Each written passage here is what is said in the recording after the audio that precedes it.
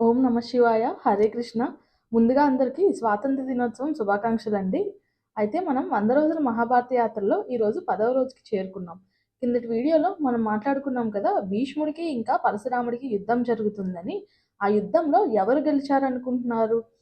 వాళ్ళిద్దరికీ చాలా పెద్ద యుద్ధమే చాలా రోజుల పాటు జరుగుతుంది.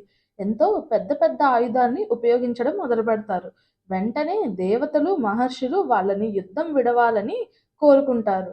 అయితే వాళ్ళందరి కోరిక మేరకు వాళ్ళు యుద్ధం ఆపుతారు. కానీ అసలు పరశురాముడు ఎందుకు భీష్ముడితో యుద్ధం చేశాడు? అంబ కోసం కదా! ఆ విషయంలో అంబకి ఏ న్యాయం జరగదు. అందుకు అంబ ఇంకా బాధపడి అడవులలోకి వెళ్ళిపోతుంది. వెళ్ళిపోయి ఒక ఘోరమైన తపస్సు మొదలుపెడుతుంది. అంబ తపస్సుకు మెచ్చిన ఈశ్వరుడు ప్రత్యక్షమై, అంబ నీకు ఏం వరం కావాలో కోరుకో అంటారు. అప్పుడు అంబ ఎప్పటికైనా భీష్ముడి మరణంకి కారణం నేనే కావాలి అని కోరుకుంటుంది.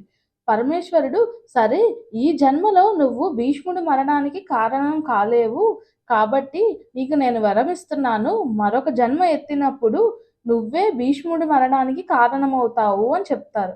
చెప్పి అక్కడి నుంచి మాయమైపోతారు.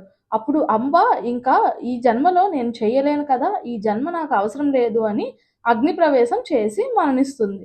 ఇప్పుడు ఆమె పాంచాల రాజు ద్రుపదుడికి కుమార్తెగా జన్మిస్తుంది. ఆమెకి శిఖండిని అనే పేరు పెడతారు.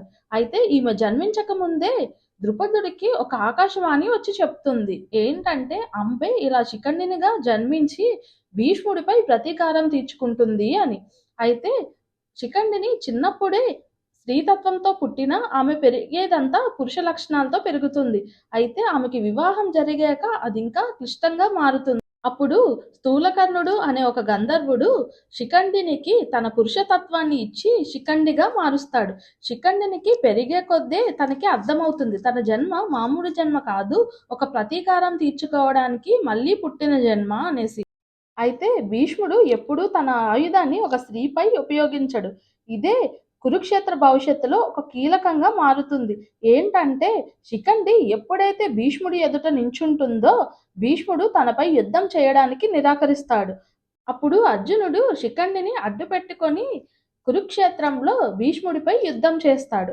అయితే ఇంతటితో అంబ పునర్జన్మ అయిన శిఖండిని గురించి అయిపోలేదు. మనం ఇంకా తర్వాత ఎపిసోడ్లో మాట్లాడుకోవాలి. అయితే రేపు మనం ద్రోణుడు ఎవరు, ద్రోణుడికి ద్రుపదుడికి ఉన్న స్నేహం ఏంటి, ఇదంతా మనం రేపటి వీడియోలో తెలుసుకుందాం. జై శ్రీరామ్. ఓం నమ శివాయ.